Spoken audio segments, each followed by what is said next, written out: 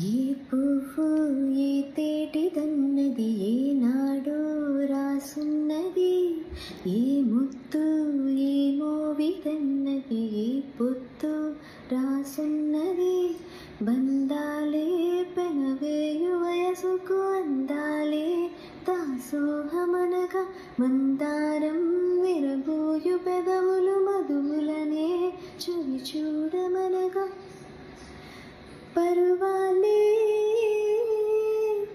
ప్రణయాలే స్వప్నాలే